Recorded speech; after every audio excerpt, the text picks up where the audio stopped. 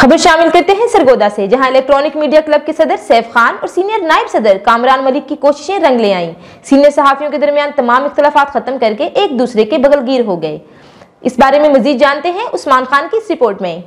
सरगोदा सदर electronic media club Saif Khan, senior नायब सदर मलिक कामरान की कोशिशें रंग ले आई। सहाफियों ने अपने इख्तलाफात भुलाकर एक दूसरे को गले लगा लिया, एक दूसरे के दस्ते बाजू बनने का अहद किया। आइंदा किसी भी इख्तलाफात की सूरत में सहाफती इदारों में मसाइल को हल किया जाएगा, न कि पब्लिक में। कोई भी सहाफी किसी भी मुश्किल में होगा तो तमाम सहाफी बाहम मिलकर इसका साथ देंगे। इजलास में राना साजिद, अब्दुल हनान चौधरी, शेख रिजवान, अब्दुल वहाब चौधरी, नासिर कुरैशी, जियाउद्दीन लाली, इम्तियाज खान, जावेद गुज्जर, शेख साहिद मकबूल, सैयद अनवर, चौधरी अजमल, नईम उस्मानी, फखर गुज्जर भी मौजूद थे। Usman Khan, big news, Sargodha.